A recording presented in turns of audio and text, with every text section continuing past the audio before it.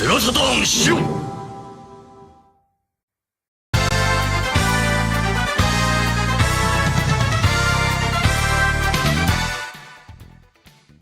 going, everybody? Hello, everybody. Welcome to the SHIRO show. Yoies. How you doing, Pat? How was the trip? Horrible. Okay. Anyways, let's continue. Well, on. I guess let's just we got a lot to talk about, and Pat's trip was horrible, so we're not gonna. No. We won't mention it. It was actually a lot of fun. You got to meet up with Bob and Derek, right? Yep, Bob from Metro RGB and Derek Pasquarella, aka the A-team that did all the cool fan translations, all the good stuff. So yep, that was our really good cool. friends. That was awesome. So you got to go to some arcades and stuff like that? Yep, went to the arcade there. Honestly, a lot of stuff there was closed early. Like I went to New York twice that time, and everything closed at like 8 o'clock there.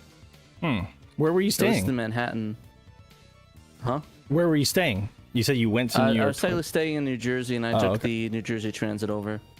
So were you visiting actually family? Because you're from Jersey, right? Originally? Yeah, I was visiting family, and New York happens to be just an hour and 30-minute train ride, so I went to the station, just rode over, and then took the Jersey Transit and just took the subways from there. Phone almost died phone died halfway through the subway, so I almost didn't know how to get off. So that was fun. Wow. So Okay. good times. Well, Bring a portable charger if you go to New York City, people. Don't don't go with that one, because if your phone dies, you're kind of screwed. You're kind of screwed. Yeah, I mean, we but take for get a granted full how much charge. we need these devices for everything, right? Yeah, honestly, the only thing I really need for is the ticket. I was able to get people to point me to Penn Station, but I needed the ticket to be able to get on the Jersey Transit back to New York City. So Yeah, back to Jersey. It was kind of crazy. Like when I went to Yosemite, I basically didn't have a phone. I mean, couldn't use it for anything because there was no internet.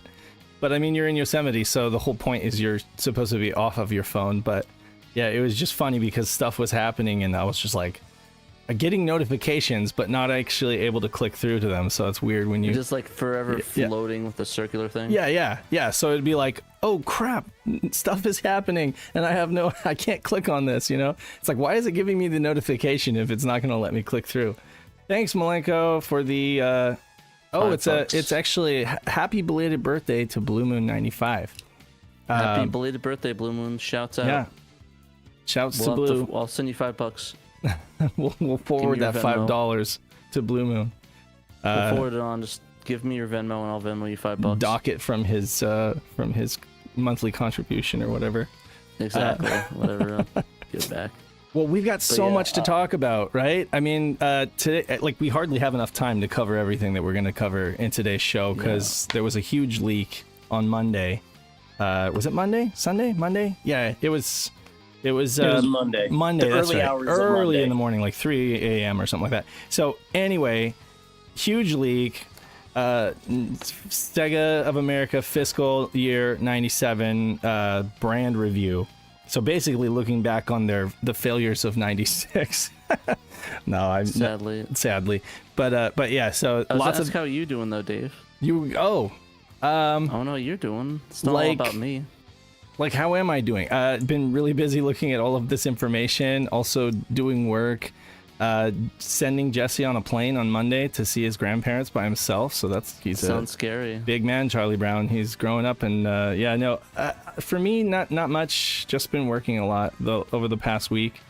Did 2 SHIRO shows without you and missed you on both of those. Sorry to hear that. Don't want to make you feel bad or anything like that, but yeah, you were. I did. You were I missed. felt horrible. I was crying. Good. In the streets of New York. I'm glad. I left you a sad face because I really wanted you to feel terrible about yourself. No, I'm just kidding. I felt terrible. I'm glad that you were having fun. My phone died. I contacted Dave. I was crying on the subway home. We're all entitled to have a break every once in a while.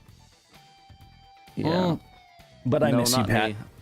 And I get no breaks. I have to work all the time. So but yeah, I did get dollies put together, so that was kind of cool. So you got more dollies? You know, I actually made a little GIF of you with like several different quotes. You know, so this will be my new cardboard cutout for the show when you're gone. It's just like a little Pat with like little quote bubbles, like check out my new Steely Dan vinyl, or just painting some dollies, or different pack quotes. I'd love to see it. Yeah, you'll see it when the next time you don't show up for a show. Dang. But was it on the last show out there? No. I ended up having retrospectors on, and that was cool. Gotcha. But yeah, Dan Trax is a little sore because I didn't have him on because he doesn't have a green screen. So there's some drama there. No, I'm just kidding, Dan. I'm giving you a hard time. We're definitely behind the scenes drama. I actually do hope, Dan, that you invest in like a $20 green sheet or something like that and just put it up on the wall behind you. He could probably ask if we can finance a green screen for him and a thing to hold it up. Oh, I've yeah. just been waiting Problem with that. I've just been waiting for the coffers to open up. And for that green screen to just arrive on my doorstep. There you go, Pat. Just order him one on Amazon and get it done. Dan, send me your address and what you need. Y'all have my address. I bought a magazine. I lost it. We do. That's a Send it creative way to get it. Okay, so we have a lot of people's addresses, but you have to understand those things come through and I shipped them out in like 30 different in bulk, so it wasn't like I could probably dig in there and find your address. Yeah, no, I'm just kidding. I'll get a green screen at some point. I've just been lazy. I've been too busy buying myself anime figures instead. So well, that is a noble cause. Freaking hentai figurines. I guess that's a noble cause, but no, none of them are cast-offs. But that's neither here nor there. I don't know. Pudgy Bunny, let me know in chat. Y'all got hentai figures in your apartment? Okay, or guys. Your house? I don't know where you live at. No, there's a reason. Disrespect. Focus. There's a reason why we're here. We have a lot of stuff to make fun of each other to talk about. Well, that too. Yeah. So Golden Dreamcast posts this huge dump.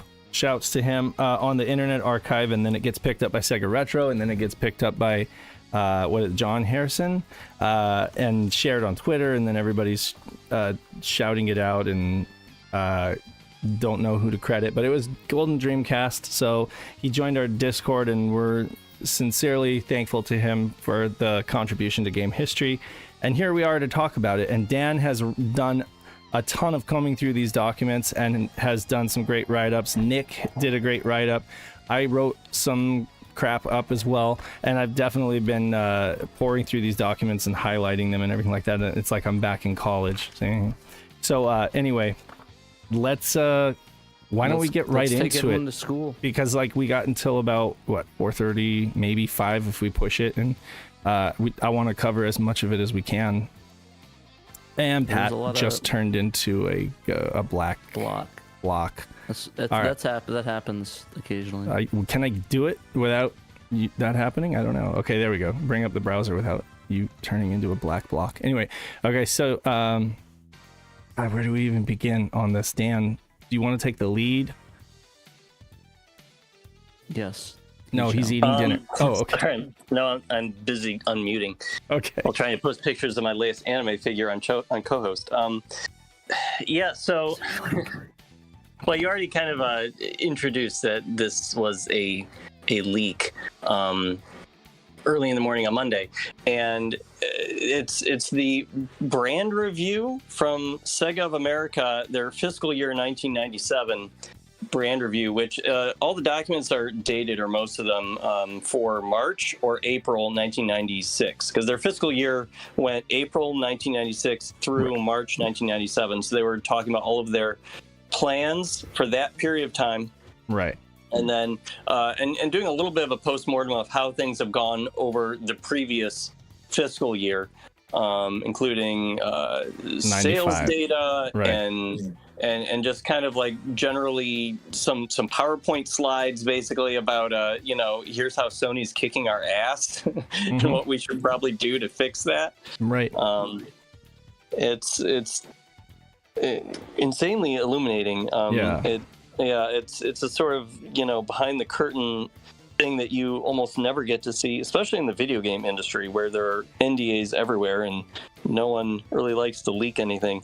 And it's really crazy to get this almost 30 years later. It's just kind of stayed hidden all this time. And the document's been added to subsequently because I guess there were a few missing pages, so now it's up to over 280 pages, but it consists of 90. So we had to, okay, so we've got things like the E3 96 floor plan in great detail, little sketches and little notes and plans that they were making, things that were flexible to change, things that they were thinking that might happen that didn't happen. You got emails from Tom Kalinske. Here's one example of optimism after a trip to Japan.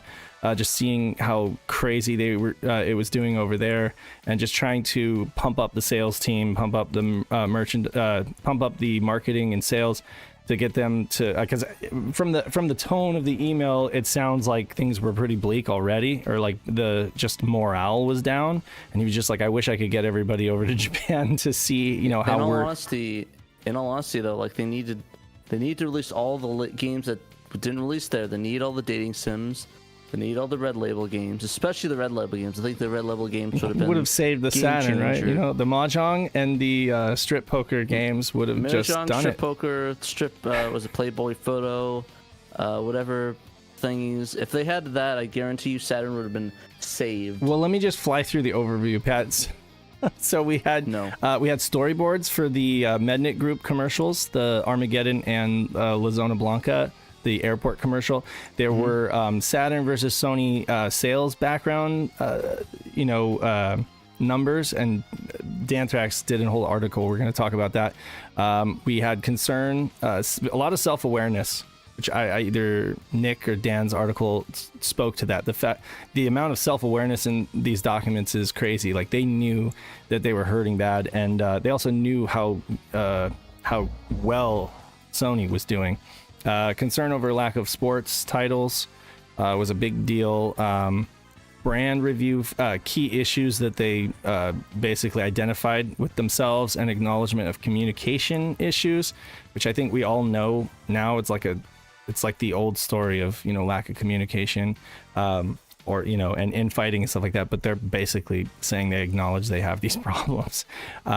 Consumer research, acknowledgement of Sony's position, Sony's bad stuff, their superior position, lots of brand promotion partnerships with like General Mills, Post, Oscar Mayer. This is what's going to. Was there a radio contest thing in there too that they talked about, or some contest?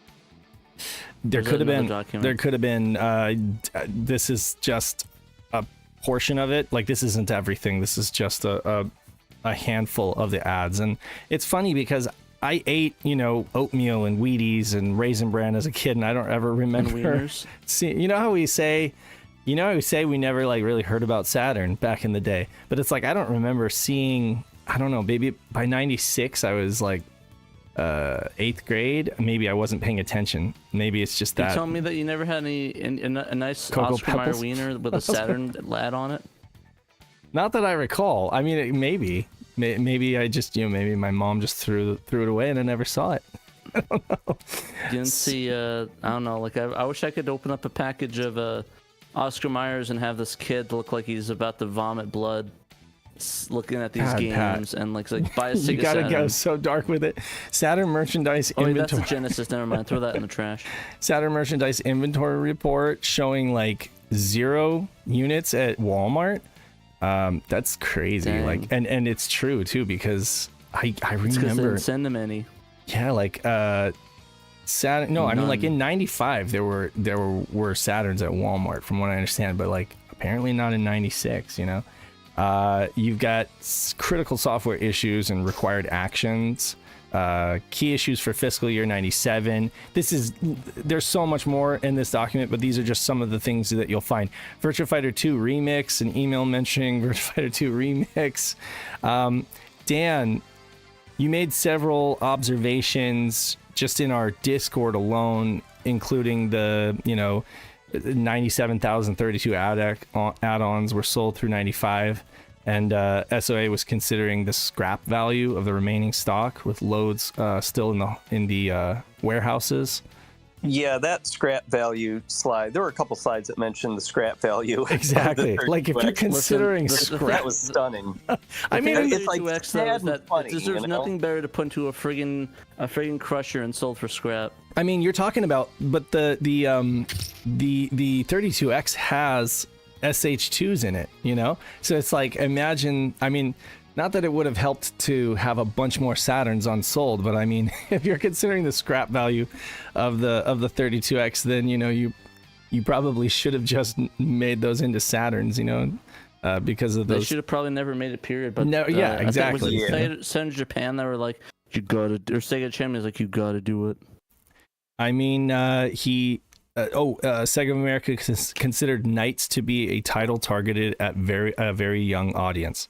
That's an important key factor. Yeah, and I feel like that's a new piece of information. I don't think we've ever considered Knights to have been targeted at a very young audience before, Right. Well, okay, I have things to say about that for sure, but I definitely don't. But you're absolutely right. I don't think it was ever official. I think it was always just our own takes on things. I don't think we ever had a crystal ball into Sega of America's thoughts to know that that's what they thought. But they obviously changed their tune as a month or two later at E3. So we'll end up talking about that. But yeah, no stock of Saturn consoles at Walmart as of March 96. These are all Dan's takes that I copied surreptitiously. SOA knew they had a massive problem with their sports lineup. They even considered acquiring Accolade just to gain a football title. SOA had waited. If they had waited a year, SOJ could have developed a netlink to utilize the serial port rather than the cartridge port. That's interesting. We'll talk about. SOA considered netlink support for Gun Griffin, Baku Baku Animal, and Descent, which incidentally was never released on Saturn. Command and Conquer and Duke Nukem. There's a lot of misspelling errors in these emails. The thing that I think we talk about it though, but we did interview. Should we just say about we don't have to give details, right? About the Command and Conquer stuff. Are we even allowed to say that we spoke to? We spoke to something. So we got somebody that was regarded, and we'll be vague as possible, but yeah, we eventually spoke to somebody that was involved in the company to some capacity, and they pretty much said, this is like basically like they basically said that it was considered same with mouse support, but because of issues with the wanting to rush the release and be an early title, not having those libraries, they couldn't really implement that. Yeah, was Command and Conquer really that early though? When did that come out? I thought it was well into 1996. To what we heard, they pretty much said they were given pretty much everything at the last second, and the mouse support just couldn't be done. They couldn't even get a mouse peripheral, I believe. Yeah. Conquer came out the very end of 1996, December. And it had been worked on for a while. I guess so. Yeah. But moving on, there are a lot of misspellings in these documents, I will say. So like Newcomb, I think what is it? Shinobu Toyota refers to Crash Bandicoot as Crash Bandigoo, which is funny, but I mean, it's just par for the course when you're reading through these documents. There's a lot of spelling errors. SOA wanted to sell the Sega Pluto for a whopping $550. $550. I know we can get one for Sega of Japan said, "You guys are crazy." 100 times the cost. Yeah, you can go buy it from the Vega. Other is from. Yeah. Riglor Saga 2 was on the calendar for November 96 and later March 97. We'll talk about that later in Nick's article. Terra Fantastica was a reserve title for fiscal 97. List goes on and on. That's just a sample of what we got on Monday, and we're just like gobsmacked. Like, okay, where do we go from here? So next up were the revelations that Dan made regarding the sales figures. What did it all mean? What do all these numbers mean? He found the dirt. They've got they had a slide showing the monthly sales numbers for the Saturn. They don't really say whether it's the United States or all of North America, like including Canada, but I'm pretty sure it's just the United States. That's just kind of my feeling. But yeah, they had the monthly sales of the Saturn. And apparently the launch month, the vaunted launch month of the Saturn, it sold a whole 19,844 Saturns. Dipped a little bit the next month to 18,000. Then it kind of really dropped off. July and August was about 10,000 each. for going up to 19,000 in September, which was the launch of the PS1. And they also have the PS1's monthly sales through 1995. PS1 launched with 130,000 units sold in September. Dang. Cool. So to put it another way, in the months leading up to the PlayStation's launch, the Saturn sold 59,000 consoles. That's May through August. That lead evaporated instantly as Sony's console debuted to 130,000 units, while Sega just pushed 19,000 that month. So by the end of the year, PlayStation had a lead of more than 400,000 units, 645,000 versus 237,000.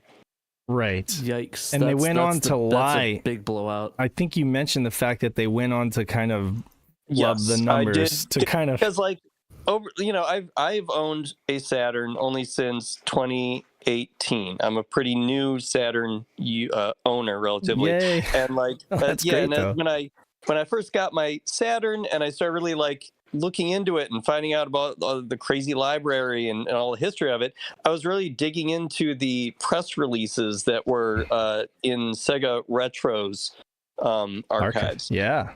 And like, so I'm like, so how did the Saturn really, I've always wondered, how did the Saturn just really not do well? How did it do so poorly? And I was trying to like reconcile how it did with what these press releases were saying that they'd put out once or twice a month throughout 1995. And, now we see that they were full of BS. So, for example, there was an August 30th press release that said more than 100,000 Sega Saturns have been sold since May 11th. Right. And the real number shipped, though. was... They probably tried to missell it. It's like, it just shipped, right? Now, is that what they were telling their shareholders? I hope not, because that's illegal. Yeah, it would be illegal. Yeah, more than it was. The real number was just over half. It was, like I said, 15,000 by the end of August. Looks like Yuji Naka's gonna have another cellmate soon. Hey, he's not going to prison. They suspended his sentence, but if he sneezes wrong, he has to serve 2.5 years. That's how that works. Okay. Well, yeah. Almost prison. Well, that's a good side note. So yeah, they flubbed on the numbers. They wanted to look a little bit more well positioned than they were, and they knew that the writing was on the wall. And you said that December 95 was their best year by far, selling 119, almost 120,000 consoles that month alone. Yeah, that was their best month that year. Now, I believe that's not their best month overall in the United States. I think that was December 1996. Yeah, I think they did sell huge something price like cut. Saturns. Yeah, and they had the 3 free games. They had Daytona, Virtua Fighter 2, and Virtual Cop, and I think that helped really push a lot of consoles. But yeah, they did have a pretty good December in '95, although not quite as good as Sony, who sold 340,000 PS1s. Yeah, that's so RIP. Yeah. So these documents didn't just have hardware sales numbers; they also had software sales numbers, and that was super cool too. So they only have first-party software sales. Unfortunately, they don't have the third-party sales. I'm sure they probably were tracking them somehow, but I guess that wasn't relevant to their strategy meetings that these documents were produced for. I kind of like reordered it and put it in the article here to sort them from highest sales to lowest. And their highest sales, these don't count the copies that were given away for free in bundles, I believe. These are the actual sales. They had 89,000 copies of Daytona USA sold. That was the highest selling Saturn game. Heading into January. So by the end of 1995. Daytona was the best seller. Virtua Fighter 2 was a bit behind it at 65,000 copies. Panzer Dragoon was third place with 53,000. Bug was the fourth highest selling first party game, 47,000. Yeah, which I think, I'm not sure I put it in the article, but I think I recall a press release saying Bug was shipped 100,000 copies or something. And it's like, yeah, well, they clearly didn't even sell half that. Right. Yeah, they might have shipped them out, but they were sitting on shelves and then later in bargain bins, Yeah. Right. And then rounding out top five. Sitting on game shelves for $100 a piece. Mm-hmm. And so rounding out the top 5 in America was Sega Rally Championship, which sounds pretty good. But I believe that some of the other numbers, I think this also I did not put in the story because this might have been one of the added pages later. But Sega Rally Championship had like I don't know, maybe Pandemonium knows, but it was a ton of copies that were in the software channel that had not been sold in the retail channel. 42,000 copies sold is horrible compared to how many they actually printed. And I think that actually for a lot of these games, they printed, 100, 150,000 copies of all these games, and then they sold not even 100,000 of any of them. Some of these, by the way, are horrible bombs. I'll just mention real quick, Gen War. I think it's a first-person tank game. Yeah, it's the Jumping Jack Software. Yeah, yeah. It's one of the Tiger Team games. Exactly. Team.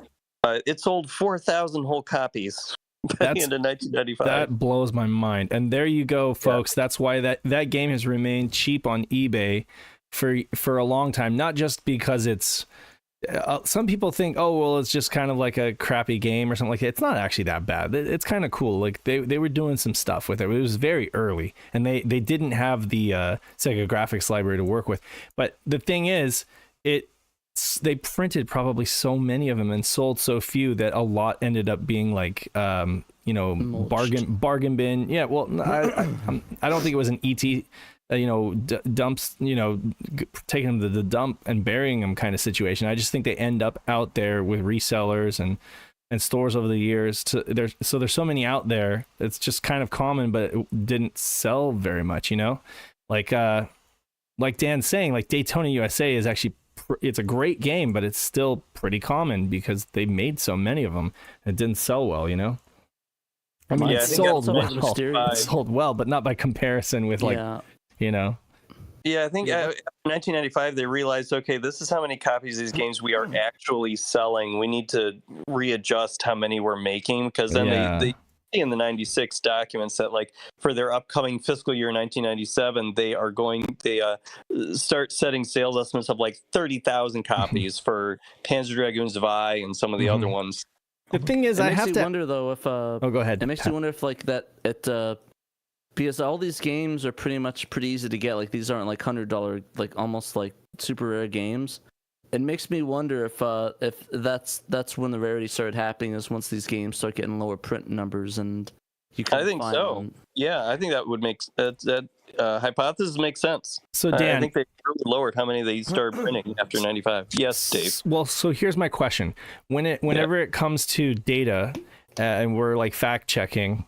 And we're kind of asking ourselves, like, how accurate is this data? I mean, I would imagine since it's an internal memo, it would have to be accurate, right? It wouldn't make sense for it to be inaccurate. But at the same time, we know that Mystaria actually sold. Like I have a copy of it on my shelf. Yes, I know. Right. I know for it was. People listening to the podcast, Mystaria is listed as having sold 0 copies. So what does that do to the integrity of the information? Because I know that that's not true. It probably wasn't reported from the game company that sold it. But Sega published it. So do you think that that's a lie to protect themselves from litigation? We didn't sell any. There's got to be a story behind that is not containing this document explaining why Mystaria is listed as 0. It could be some kind of creative reporting because they maybe knew at that point that Dungeons and Dragons was looking to sue them potentially because it's similar to their Mystaria campaign setting, right? And it also could be listed as 0 because at that point they had already recalled all the copies, so they're not considering any of them as having been sold. You know what I mean? Yeah. I'm sure some of them got out because we know there are copies of Mystaria out there. Well, yeah, because in the game rarity Bible, they actually say that Mystaria and Blazing Heroes are almost neck and neck in terms of like rarity, or in terms of availability out there. There's not that much of an advantage of collecting one over the other because there's about the same amount out there. So, and I mean, I know that they're not like the Bible, even though they're called the Game Rarity Bible. But yeah, no, I mean, honestly, I kind of like the cover Mystaria better. Though. It is weird. Oh, I do too. And, Realms of Lore. Another weird thing is that it says Virtua Fighter Remix sold 2,000 copies. Right. like it's been generally understood that that was only given away for free to with some consoles for about a month in October. Well, except for in Canada as a long box. Yeah, it was sold in Canada, but these seem to just be U.S. numbers. So they're not North America? Sega. I think they're just U.S. I don't think they're North American sales. Does Sega of America not jurisdict Canada though? Did they? Yeah, it does, but I mean, nothing in any of these really talks about Canada. Like, yeah, I don't think, because I don't think they would. I think that they were in charge. I think that the San Francisco office was in charge of all of the like marketing and stuff like that up for Canada too. I could be wrong, and if I am, then crucify me. But I think that they just considered it in North America. But yeah. And then, of course, Mexico was different. Maybe that is. I could imagine Canada be jurisdicted by Europe, though. Still, though, that's pretty sad. 2,000 they sold 2,000 copies.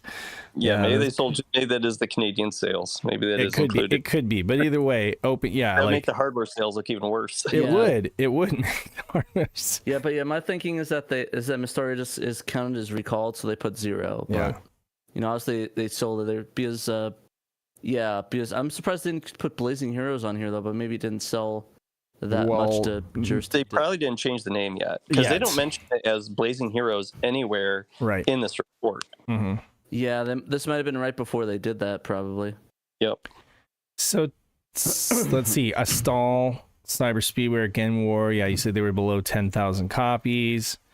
Mm-hmm. Oh, boy. And of course they didn't get a stall in the UK. Maybe it had something to do with that. They were like, well, it's sold so poorly in the West, in the US, maybe it won't sell that great in the UK, but it's sure is a shame. Yeah. And another thing I briefly pointed out in the story is that, some of these that sold poorly, like Cyber Speedway and Astal, they were technically made in Sega of Japan. So Sega of Japan already paid to make them. It came out of their budget. America was just localizing them. But Gen War and Blackfire, which didn't sell great either at just 12,000 copies, Gen War and Blackfire were both commissioned to be developed by Sega of America. They probably paid for all of the development for them. So they sunk a ton of money into the creation of those games. Mm-hmm. And if they only sold this amount, then that means Sega of America took a bath on those couple games. It's just one of the many ways that Sega of America was bleeding cash at this particular point in time. Yeah. So the document shows that 546,000 first-party games were sold by the end of 95. So for 6 months at least, more than that. It's more than a half a year. So yeah, that's crazy. I mean, considering how big the U.S. is, and if we're counting Canada, I'm not sure, but that is kind of crazy. Paul Bort in chat asked, "What did Mr. Bones sell?" And that Mr. Bones did not come out in 1995. It came out in fall 1996. So it made a few bones. It sold 0 actually. They had to recall it. It's marked as 0 in the document. They didn't list it, but it sold so badly they didn't even list it. That's how badly it sold.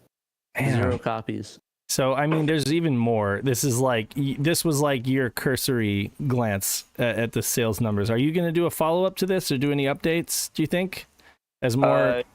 Maybe if the spirit moves me. Do you feel like there's a lot more left to discover in terms of sales figures, or is it pretty much what's on the surface here? I think that was pretty much the sales that were in there. I mean, there could be a little more analysis that could be done about what these sales numbers mean, and like some of the pages that were added later in the week referred to Saturn games and some of the other console games that Sega had sitting around in warehouses and were out there were open orders for them, and so you could kind of maybe make some inferences based on that stuff too. About how many copies they printed versus how many they sold. I didn't really get into that in this article, so maybe that might be something for the future. We have more coverage coming, everybody. Oh yeah, we're not done with documents. We're gonna cover you completely. Get a blanket, cover you, smother you, drip down inside him. Covered and smothered. Covered and smothered. Yeah, that's the Shiro way. Like come biscuits and gravy, soaked in bleach, as I want you to be. Good song. Good song. So yeah, thanks for that, Dan. Actually, it was that was like you gave me the what are they? The Cliff Notes, so I didn't have to go through and do that. So I appreciate it. Yeah, no, that's actually really, really crazy. It's worse than I thought, honestly. Like I knew it was bad, but I didn't know it was that bad. Yeah, it's pretty awful. And so, again, I didn't know it was that bad because I was reading the press releases like you, right? You know, I was basically listening to their bottom line that they were telling the press, you know, because they didn't want people to know how bad it was internally. I just didn't realize it was that abysmal where it's like Sony literally sold double, almost like 5 times the amount up till like December. That's insane.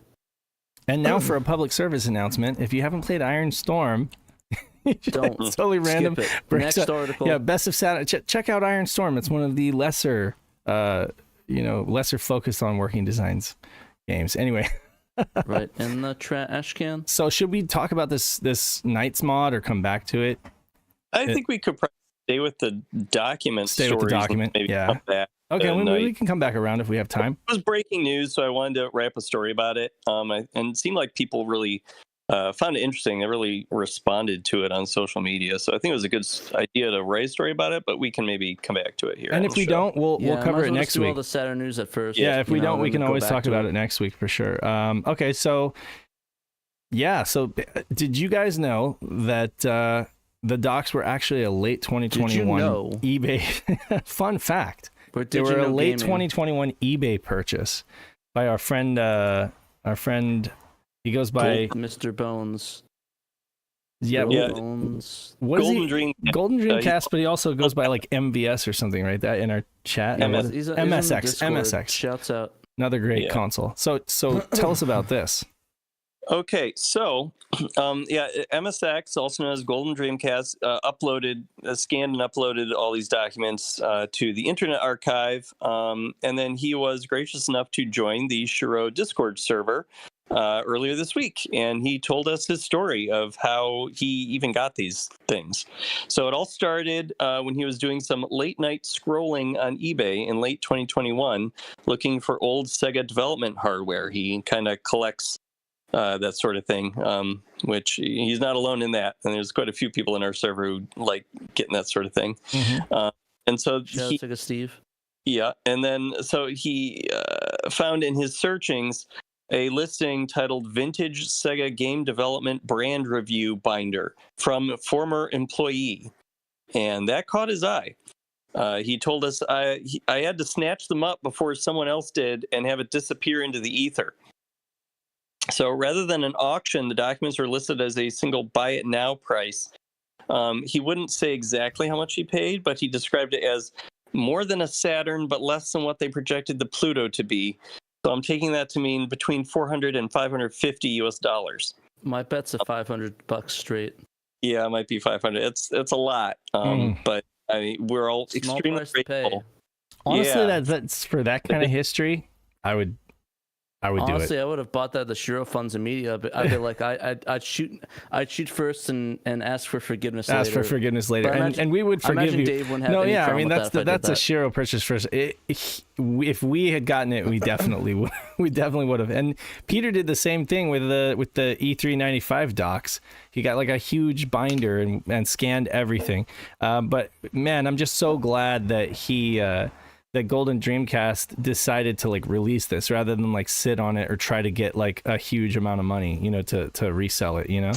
Yeah. Because he easily could have, you know, he could have held him hostage, which happens sometimes. I do actually want to scan that. For a while. Speaking of that, I kind of do want to scan that Monica's Castle poster. Yeah, you should. And get that I mean, on, he like, did a dock it. thing. He was the whole time, like over the past year, he's been trying to get it uploaded, right? By working with. So I'll go on. So he's just had to make sure it didn't escape. So he paid the price for it. The documents were shipped from San Francisco, but he isn't really sure about the rest of the origin story of these things from before they got shipped to him. He said, I imagine it might have been someone who made a copy, left, and then did some spring cleaning 25 years later, since these are black and white copies, hence the poor quality. So upon receiving the documents, he wasted no time looking through them. And he said, a lot of the numbers in the first section didn't make too much sense since I'm not an accountant. They posted a few pictures of the pages in the listing, so I had an idea of what it was going to contain. It is fun to just keep going back and looking through it all. My favorites were them naively thinking they were going to get out Sonic Extreme, mentions of the Pluto, too bad nothing about its fate, and the sketch of their E3 floor plan, and it showing the Pluto was there. And now that more people have gone through it, talking about unreleased games with their projected launches and how development was going in prices, talking about stuff he's been having fun with since he released it. So he held onto the documents for a year and a half before releasing them this week, although that wasn't for lack of trying, like Dave said. He said, it took a while to find a decent scanner, and then I gave it to Forest of Illusion to release, but that never happened, and then they eventually dissolved. Now, Forest of Illusion was a website that worked for 6 years to digitally preserve previously unseen video game history until it shuttered in April this year, after its owners decided they no longer had the time and energy to devote to it. Their releases are still available on the Internet Archive. So after Forest Illusion stopped its work, Golden Dreamcast took matters into his own hands to release the documents. He said, so I just said, screw it, and threw it onto the Internet Archive, where it was then picked up by Sega Retro and eventually spread from there. And I put the quote here because it felt like a nice little end to it, but he actually led off his, as soon as he joined our server, he started off with, hope Christmas in July isn't too cliche, LOL. Yeah. Which I don't think it is. This has definitely felt like Christmas in July. I don't even care if it's cliche. Christmas. This is like the all-time goats. Like it's the all-time delivery. It's like finding was it Al Capone's vault, except there's actually good stuff in there. Yeah, actually, let me pause right here. Pudgy Bunny made a good point. So everybody that's watching right now, if you could do us a huge favor and just click the little like button, that'd be great. And then we can continue. I just want to make sure that I did that because we didn't do it at the beginning. You but can you can give us the dislike button too, I guess you could hit the mind. dislike button, but then, you know, Dave's like, we'd be sad. Okay. Pat, please stop. Please, Pat. So if all 40 people could hit the like button, that would be great. But yeah, 33, that's pretty good. Thank you, guys. Absolutely 34. Amazing. It's wonderful to see this kind of stuff happen. Because again, like, this is just at this point in our Sega fandom and everything like that, it's just, we've all turned into like history junkies, and I just love it's crazy though, this getting this like kind of context. Yeah, I mean, well, it just gives us so much more context and a kind of a look behind the curtain in terms of like what they were thinking, you know, and again, it has provided a lot of revelations in terms of different things. You mentioned like the Pluto being there on the show floor, you know, because of the fact that it had been written into the show design, the floor plan. But actually reading, but it never ended up was there. Well, so I don't think it was there, and there's a really good reason for that. In one of these emails, what was it? So in one of these emails, they're talking back and forth, and they're talking about regulations, but they actually spelled it regulations. But anyway, UL testing, you know, UL testing, and of course FCC compliancy basically states that you cannot plug a prototype into a phone line in the US. It's against the law. So they couldn't get around that. That's what it says right in this email. And I checked with Meg, and actually she said she believes that that's so with phone lines, it's not as much of a thing now, but like plugging devices into plugging like a prototype into a public network, it kind of like the same thing applies. So yeah, where was the email? It was like mess with the phone lines or something, or just like something that could damage other people's stuff. It was just talking about, dang it, where? So I have like so many emails here. I'm like, you can't connect something to the phone lines without FCC approval of that device. Yeah, and so you know, they mentioned, okay, maybe we can find a workaround for this. It says right here. So wait, this is the one about. I was like, couldn't they just test it the way that we did, Dave? Those might not go to the box. Test it the way we did. Oh, like, you know, get the. We didn't test it online. We didn't test the Pluto online. We're talking about the Pluto.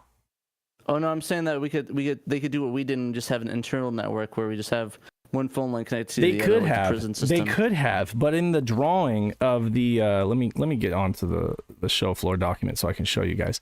In the drawing that was uploaded, you can see right here, or wait, you could have, oh, right here, okay? It says right here, here's the little kiosk right here, the one that says S in the middle, and it has 4 sides, and then it says need 4 phone lines. So I don't think that they were thinking, they weren't using phone line simulators for this because they were trying to demonstrate the internet capabilities. And the matching, like Netlink, at the point. So in this strategy guide, in this strategy document, the Sega Saturn fiscal year 97 strategies, one of the first things they put is position Saturn as the technically superior next generation system. Yeah, well, it's a lot easier for me to digest quickly by flipping pages and looking at my own. Do you have the whole doc printed out? Not all the sales numbers, because I knew Dan was handling that part. But I printed all the emails and internal memos and stuff like that. Damn, leverage exclusive Saturn peripherals, including internet connector and new analog control. So they thought that their saving grace would be the Pluto, and the fact that they were going to market Saturn as a cheap way to get onto the internet, because the internet was just a burgeoning thing, and computers were still very expensive, anywhere from $2,000 to $5,000. They were going to offer a device for around $500, $400. They wanted to sell Pluto for $500, or $550 it was. And of course, Sega of Japan was like, yeah, that's not going to happen. We're not going to build something that's going to be cost, because there's also there's the freight on board costs, or FOB costs, which is like what it's going to be out the door to Sega of America, and then of course they have to mark it up to the retailers. So I mean, they just and after that point they go from FOB to SOB. And when Sega of America was building the Pluto prototype, they just thought it was ridiculous from a hardware standpoint. So the best they were able to do, so the Pluto came first, and then they took basically the spec of the Pluto with the 28.8 kbps modem, and they kind of decided to convert that into a modem. Then that's where the modem cart came from, the Netlink cart. So at E3, they had the ability to get Saturns online. They just didn't have the Pluto because they couldn't connect it. So instead, I'll show you what they actually did have here. I have to scroll way down in this article to show you what they did have. What they did have is this cobbled together setup. You basically have a Model 1 Saturn and Saturn pad with the Netlink cart, and then you have a Japanese mouse pad, mouse, and Japanese keyboard, because none of that stuff had been built yet on the American side, essentially. So like our setup at PRGE. Yeah. Basically, were we using Japanese keyboards? I thought we had like the maybe we were. I can't remember, but I mean, we had some keyboard. I'm pretty sure they were black keyboards, so they're probably American ones. But the thing I'm is, just trying to make a joke. It's kind of like what we did, kind of. Folks were getting online with their Saturns. They were visiting websites and stuff like that, and so they were. If anybody was ballsy enough to look at an adult website on it. Oh God, I don't know. They were looking at like fashion websites and stuff like that. But anyway, I'm a visual person. I love documents like this that draw pictures. That's because I'm an artist, so I really appreciate the fact that we got our hands on this floor plan. Because before this, all we had was.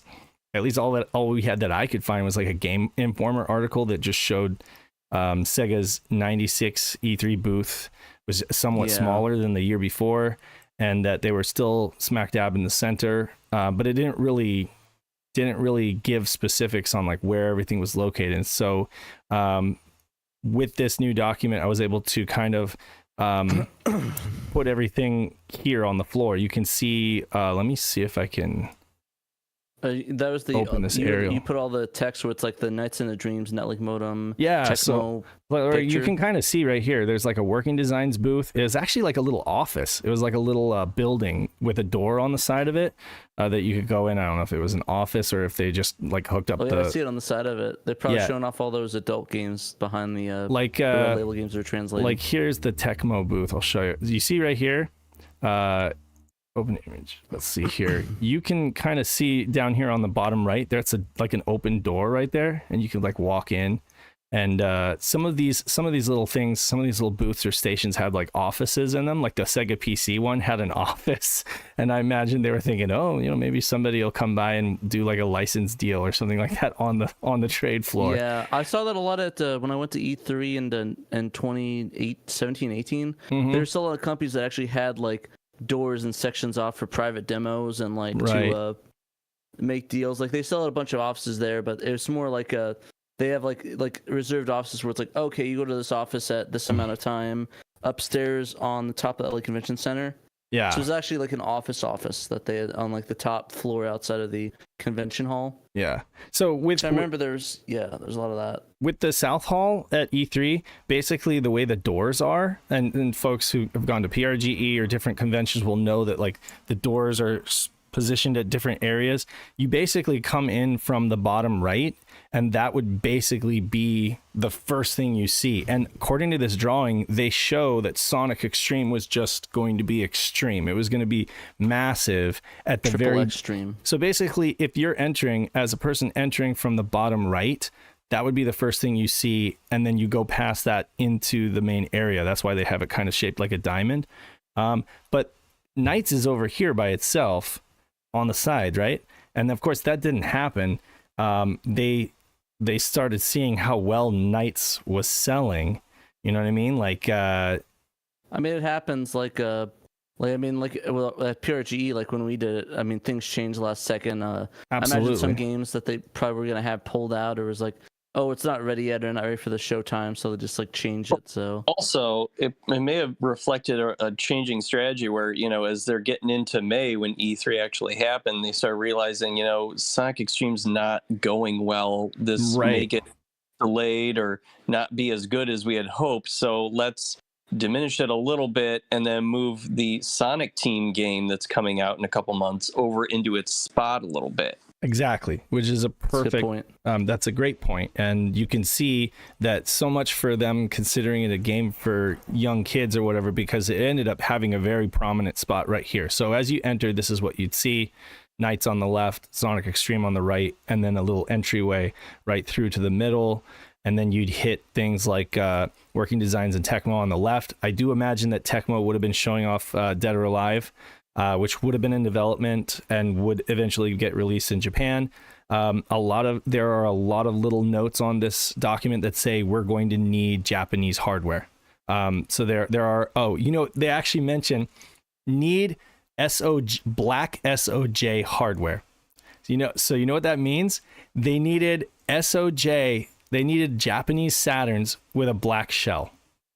They didn't want to advertise it because they don't want people. Yeah, they don't want people to be like, "What's this?" They don't want any kind of brand confusion. Oh, cool colors. We're gonna get this. Like, so no, I mean, for folks who are like collectors or something like that, and you're looking at weird revisions and stuff like that, you might find some Japanese Saturns in black shells, because it's written all over this document. Need black SOJ HW. Or black SOJ hardware. Do you think they actually took apart like the Japanese Saturns and put them in like the black casings? Or that I don't maybe know. Even spray paint. I wonder if they actually spray paint it too. That would be possible. But one thing is true. So one thing is true that and I'm getting it by reading all these documents, is that Sega of America was completely beholden to SOJ when it came to hardware and boxes. So if like they had a design and they wanted a box, they had to ask Daddy for the keys to the car. They had to basically send an email to SOJ and say, we need this box. Can you please publish it for us? So they weren't publishing their own. There's even an email just talking about like having Sega of Japan publish the Netlink package boxes, and so it wasn't like they were doing that themselves. I wonder if that's why they decided to do, when it came to the games, they decided to do the long boxes so that they'd have some kind of autonomy, or because they had all that extra stock of Sega CD long box cases. Probably was the latter. But for whatever reason, when it came to software, Sega of America published their own stuff. They were capable and autonomous in that way, but they were not capable of, fabricating any hardware or any hardware boxes or packaging. It was basically all Sega of Japan. So it was like, that's interesting. It's just an interesting little thing to note. You come in here to the E3 96 show floor, and of course you see Knights has been moved to the front, and it has this cool prominent display with Knights hanging from the ceiling. I believe it's Coroplast or something like that. That's what it looks like. But it looks three-dimensional because of the lights that they threw on it, but it was technically like a flat standee kind of thing. Fly-E. We'll call it a Fly-E instead of a standee. And then it was going through these rings that were suspended, which looks amazing. And gosh, I just wish that we could like unearth that. That would be worth thousands. I don't know how much it would be worth, but to the most extreme Knights fan, it would be worth, like, it would be priceless, basically. It would put K's Knights in the Dreams poster to shame. Yeah, definitely. But I mean, these kiosks too were very bespoke. Let me see if I can. Were they woke is the question. Yeah, they had, where most of the trade floor had these like kind of like curved gray kiosks. The Knights floor had like custom built kiosks with like these yellow moons on the outside and then purple displays. I mean, custom built, that's kind of a exaggeration. It looks like they pretty much just printed out like just like a big cardboard thing and just shoved it over CRT. Maybe so actually that's a good point. It could be. I can't tell from the footage because the footage is so bad, but like if you actually see it in motion, it looks pretty legit. So I really don't know. I will say though that these, I'll show folks one of these as an example. So one thing that they like to do, let me see here. One thing that they really like to do at the show was use this design language that's essentially a large rectangular stage truss, and then they put these purple pool noodles on either side like to cover up the truss. That's all it is just like these large pool noodle kind of things. There's the fair rides. Yeah, so they'll put these purple things on there, and then they put the sign with like the Sega Soft or Sega Saturn on top, and then they would print, I don't know, from a local printer or something like that, they would print this like huge large banner of whatever game was being featured, and then have like a huge like 32-inch CRT, or I don't know if that's like a 50-inch CRT, I'm not sure, but it's 32 to me. 32. Okay, so yeah, they had a lot of these like black CRTs that and this was just it. This is just like kind of what they did for a lot of the titles. You just have like the large rectangular truss, and then the kind of two different things, like one front-facing display and then one back-facing display. And you can kind of see, RoboDave returns. Great. Am I a robot? It's like really faint. It's like there's an accent. Oh, great. Just seconds. Do what now? You just kind of sounded robotic for a couple seconds. Okay, well, God, I hope not. There I go. Do I need to unplug and then plug back in? I don't want to ruin it, but I don't know. Dang it. It could. It's not like bad. It's like a bit of static. Bit of static. Yeah, but it's hard to listen to. I know. I could try unplugging and plug back in, but it could. I don't know. The stream. Could kill the stream. I mean, you can always restart it. I mean, just don't end the thing. That's true. Let me just see if it works. Praying to Sagata that Am I robotic? Nope, you sound fine. Okay, cool. Okay. All right, well, it was just a simple unplug, plug. Thanks for the fix, Pat. It didn't work. Either that or hey, to be fair, it lasted a while. It lasted a while. It was a fix, so something happened in the background of Windows. I would make sure your drivers didn't update on you by mistake. I mean, I guess, yeah, maybe. Okay, well, it still says generic USB audio. Moving right along, I want to go real quick into what you could see, and then we'll move on to the next document. Folks can watch this video if they want to kind of like visualize for themselves. I cut together, so just consider this like a curation of footage that other folks have provided, namely Computer Chronicles, Tronics, and CD Consoles, which was like a French outlet. They've all done show floor footage. And I believe there was also an attendee with a handy cam, unnamed attendee with a handy cam that went up on archive.org. But But essentially, this is just a master cut of all of the footage put together, so folks could see, what was happening on the E3 show floor, and then kind of look. I think that's fair. I'm actually glad you made a supercut of this, because I don't think was ever like all Saturn footage from E3 93 of Sega. Well, so here's the funny thing so like this, you're looking at the Baku Lounge, but you can see with this girl, you could see the Netlink thing in the background, and then of course right nearby. And I tried to put everything contiguous, so that it's kind of like if you're looking at it, you can kind of see where everything is located.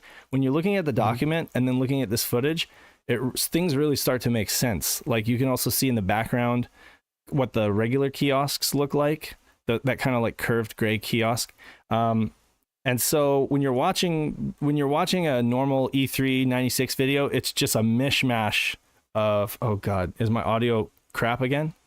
No, you're good. Oh, okay. NeoZed says audio foobar. But anyway, when you're watching like a standard E3 video, it's just a mishmash of everything. Nintendo 64, PlayStation, and the people filming it are really bad. The cameras are jerky, so it's like you can't ever focus on consistency.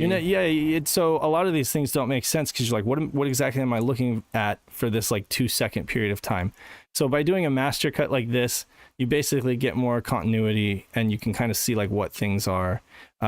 Definitely one of the biggest things that happened right as E3 96 kicked off was that Sony announced that their system was going to be $199, and that kind of just was like a gut punch to Sega. And the next day, they brought a bunch of signs. You can skip over this video with Mr. Bones. You can just skip ahead. Well, it goes away quick, but so see, they've got him on a huge monitor there, Pat. That's how good it is. I hope they burnt that banner. I hope they burnt that thing. Just threw it in the fires. But yeah. So Virtua Fighter Kids was there, and it's not on the document. So that just speaks to how kind of flexible things were. Like some things that were on the document didn't end up being there. At least I can't find any footage of it, and then some things that were not even on the document ended up there. So there you go. Welcome to the industry where it's like they just changed it the last second. Like, oh crap, this game fell through. We got to replace it with something. Well, so Dan made an excellent point. He mentioned the fact that they kind of knew that Sonic Extreme was not looking like it was going to be ready in time for E3, right? And they needed to they needed to diminish the size of the Sonic Extreme booth. Because of the design language of the Virtua Fighter Kids booth, I'm thinking that what happened was that this Virtua Fighter Kids is actually the backside of the Sonic Extreme, because it uses like the same checkered things, and it uses the same trussing without the pool noodle things. So it basically looks like it could easily be the backside of the Sonic Extreme tower. Oh, I see what you mean. Like it's the opposite side of it, right? Right. You look through there, can you see Sega booth behind there, or do you see the rest of the show floor? Because that'll tell you if you're looking out from the Sega booth. Okay, so also, so we see Three Dirty Dwarves, which is over on the west side, and then there's like it's not a cut, but it's like a crossfade. So this is like another area of the exhibit. I couldn't really tell from that very short period of time. I'm basically it looks like it's facing outwards towards the show floor. Yeah, because you don't see a bunch of Sega stuff through the trussing. Right. You just see exactly. So you just see lights going down. Lights there, and probably like the door. Exactly. So essentially and I said that in the thing is that that's probably the backside of because it is, again, it would just be like a last minute change that they had to make. So they moved Knights to the front, added Virtua Fighter Kids, so that there was more collateral there. You had the awesome looking Knights booth. You had the Sonic Extreme booth, which still did feature a playable Metal Sonic battle. Somebody added that they did that only for one day, and then they kind of took it down or made it just to play like a demo video after that. So I'm not sure. Maybe it kept crashing on them. Oh, okay. Right. So yeah, the Netlink booth, which was like this huge ring of Saturn kind of tilted ring with a bunch of like phone lines or data lines coming out of the top. Pretty cool look. A cool little campaign that I guess never got any legs beyond this, but it said the revolution begins. It's like talking about internet access. You had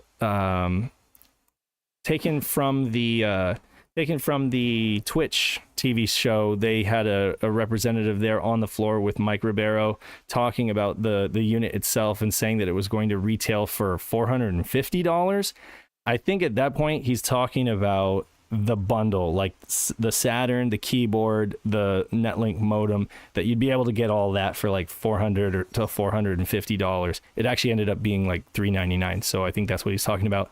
And then of course, hey Dave, yeah, I'm gonna analyze that video again. What was the timestamp for the Richard Fighter? I'll look through it because I think we might have been on the money because I'm looking at the image of the show floor versus this is like really intriguing stuff, guys. We're like trying to break down. I believe that is the back of Richard Fighter Kids.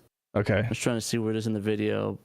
But essentially the show floor plan was drawn up in April 4th or something like that of 96, and then of course E3 was on May 5th and 6th of 96. So it was just a month later. They had a month to kind of move things around and everything.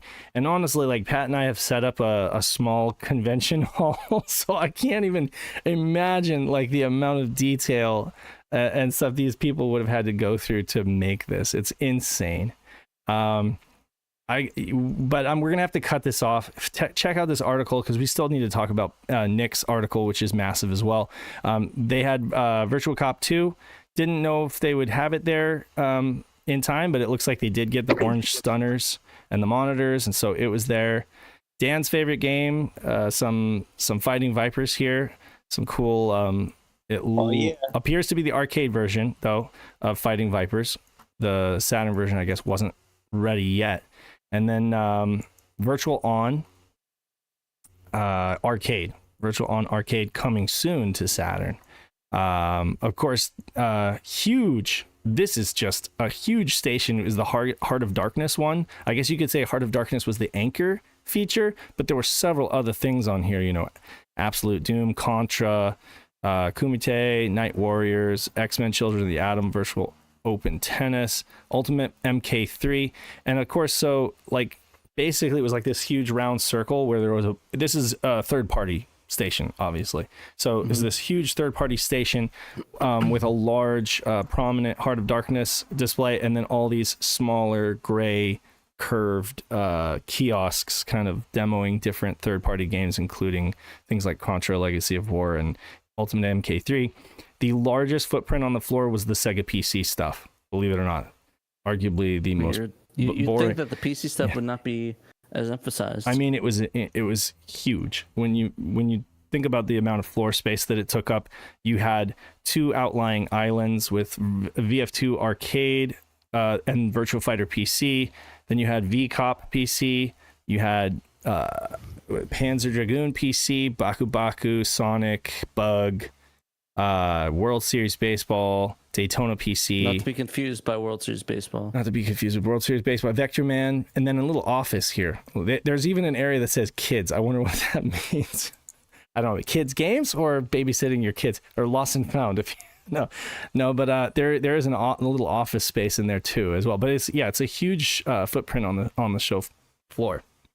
Sega Soft, of course, Sacred Pools was just a demo, like a rolling demo. It says not playable.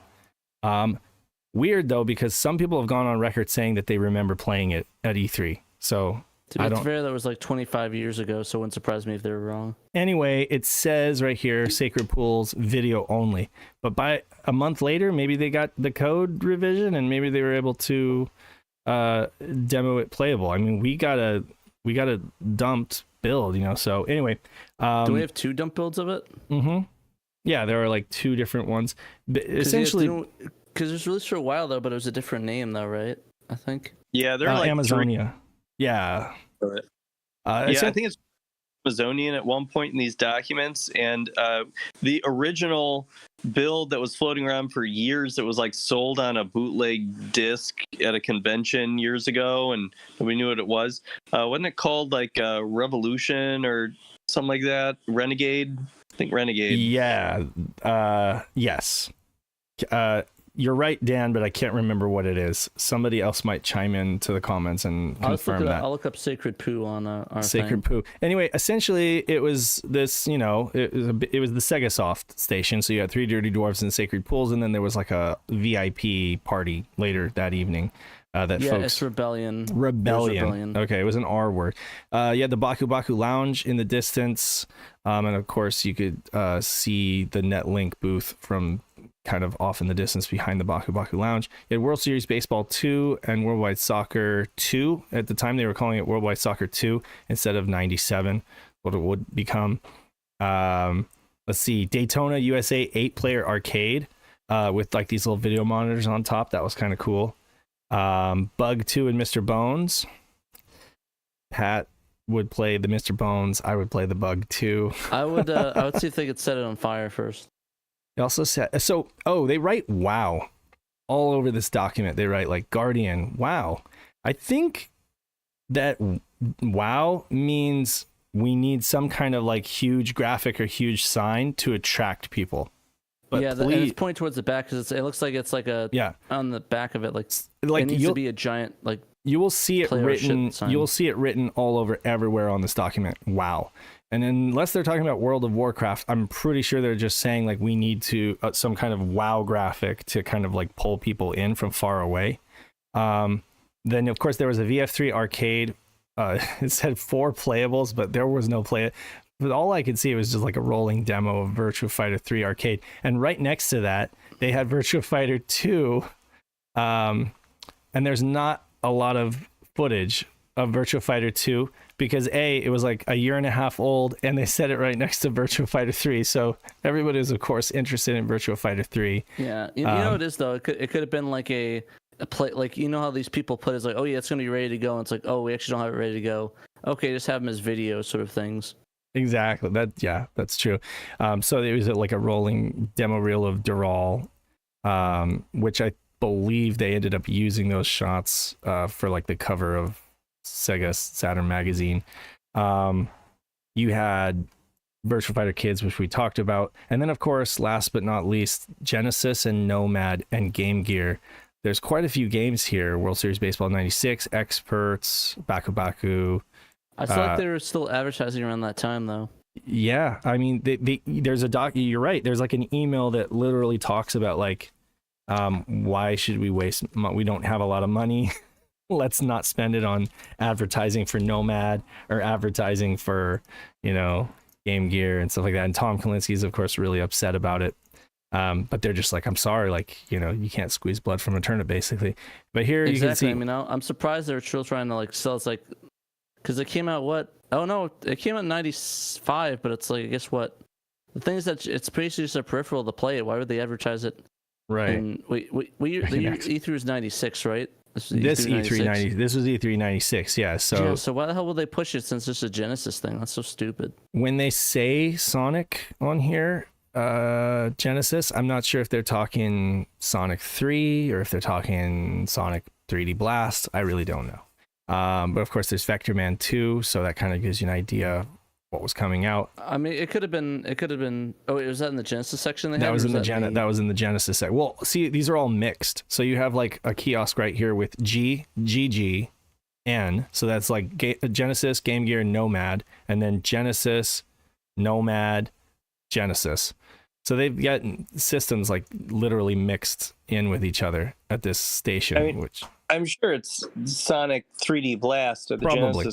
Genesis. There's a couple games on that little Sonic box too, so they probably had whatever the latest Game Gear Sonic was there, Sonic Blast. Yeah. I mean, it didn't surprise me that they would still advertise it. Sega was like, I was even saying that they pretty much advertised the Genesis and the Saturn kiosk at the same time, so it's not surprising that they unfortunately tried to sell both and tried to like, oh, we have both of these still, and it's like, I'll show you. Focus on the Saturn. I'll show you one thing that's kind of interesting. If you look at this image right here, you see the Baku Baku thing on the left. There's that little bunny, and then on the right there's Sacred Pools. The one that's in the middle with the yellow sign, I can't find anything for that, but I actually think if you look really close, and I can't zoom this right now, if you look really close, I think that is the Wipeout ship. The kind of the graphic of the Wipeout ship, because Wipeout was supposed to be right there. How far down in the document is it? Well, here, I just showed you right here. So these are all the things. I just want to zoom in on it on my thing. It's down. It's on the. Video? It's on the southeast, southwest side. So basically, these are all the things that I couldn't find any footage of. Destruction Derby, Wipeout on Saturn, Gun Griffin, Golden Axe, Legend of Oasis, Panzer Dragoon 2. Panzer Dragoon 2, you mentioned, Dan, sold really well and was one of the biggest, the hypest games. And I can't find any footage of it at E3. That's 96. That's crazy. They had a Sega Rally booth, like a dedicated Sega Rally, questioning whether to add that in to one of the arcade areas, but this says Saturn, SSSS, so that's Sega Rally Saturn, then more Sega Rally, none of which I can find in this. Again, that's a Panzer Dragoon thing. That's a dragon for the middle booth. It could be. It could also be a dragon, but the graphic is just the footage is so bad that I just can't make it out. And I couldn't find it in any other. There was a Manx, 4 players, I guess, or 2 side by sides, Manx TT Arcade. You had more third-party sports titles that I couldn't get any footage of. And, of course, Konami Football. Didn't you say something about that, Dan? Konami Football? No. Or okay, maybe somebody else was mentioning that. Slam and Jam, NHL Power Play, a big video reel station with stuff on loop, and then a kids area and a basketball court. So that was E3 96. In a nutshell, check out the video, check out the document. It's really interesting. Last but not least, canceled games. We have an article from Nick Panda about all of the canceled games when a plan does not come together. Is Nick here by any chance, or is he able to? I'm not sure. He's not in the chat. Okay, so we'll just kind of do you want to speak on his behalf, Dan? Did you read the article already? I read parts of it, but not the whole thing. I went through it. I could talk about it a little bit. All right, go ahead, Pat. Take this one. So this was an interesting article. So going through the document that leaked, there's a lot of self-awareness for the unforgiving sales and inventory numbers of the games they're selling, as shown before. We talked about where they sold 0 copies of Mysteria, apparently. Don't know what's up with that. So I can imagine once that title came out, stuff started to be where it's like, ooh, I don't want to. Maybe we should cancel some of these games, just not release it, because it seemed like they were putting out quite a bit, but once it started, the writing was on the wall. They could have calmed down a bit. Mm-hmm. So going through it, the document, it said there's at least 78 canceled games in this document. So that's not complete of all the canceled games for the Saturn. 78 in the document alone. Mm-hmm. So honestly, that's still a lot. And even thinking about it, in terms of the whole consoles, that's 78 canceled games, with 10 of them being PC ports, 20 home console ports that were going to someone else. And Europe got 6 of them. Only 11 came out in Japan, and 31 didn't even come out at all. So a lot of a lot of games that weren't even released. And that's just what we know so far. That's just what he's tallied so far. We're always finding out about new canceled games. So he does note at the beginning that this is subject to change, but this is as complete as he could get it. There's a lot of information in this doc, and he had very little time to put it together. So it's getting continuously updated. So he will update as it sees, and we'll definitely come back to it if there's stuff that's mind blowing, and we'll talk about it later on as well. So so far, go ahead. We'll cover the 10. There's about 10 canceled PC ports. 11th Hour by Virgin Interactive, which is a sequel to The Seventh Guest. Mm-hmm. Apparently, a 3DO port was going to be released, but it never materialized. Next one is Dark Sun by Data East. This is a Dungeons & Dragons based RPG. Just that was looking towards getting the Saturn port, but never ended up getting and staying on PC. Manic Carts is I guess they spelled it wrong. It's Carts, CARTS, when it's really Carts, but that's probably what they're referencing by Virgin Interactive, which was so bad it got a 1 out of 5 in Next Generation magazine. So Yeah, I can see why they didn't put that on Saturn. Probably didn't want absolute crap on there. Offensive was a World War II RTS game released in '96. Never got ported. It was released on PC, never got ported to Saturn. Not much to say about that. Star Control 3 by Accolade, which is the third in a trilogy of action-adventure games and cult classic for game enjoyers. And basically, the design is supposed to be the soundtrack to MIDI, which made it easier to port to home consoles, but sadly never came to light. But fun fact, Robert Leyland programmed the first Star Control game, even though it's the third one made. But, you know, Leyland also released Again War, which we covered, that sold, was it 2,000 copies? That's right. And then Congo. So RIP. Which only got released in the US. Oh, man.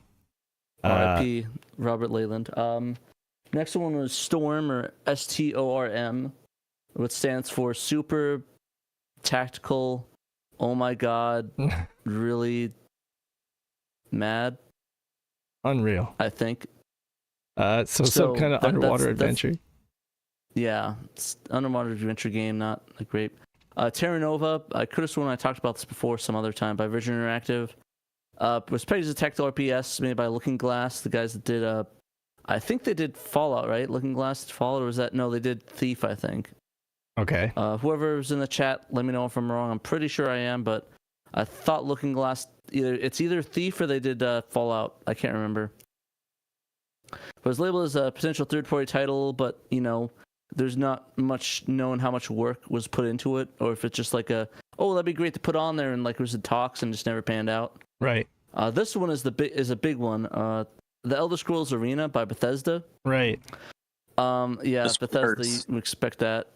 So a game like this was known for a little bit. Like a Elder Scrolls game was talked about going to the Saturn, but everyone sort of thought it was going to be Daggerfall.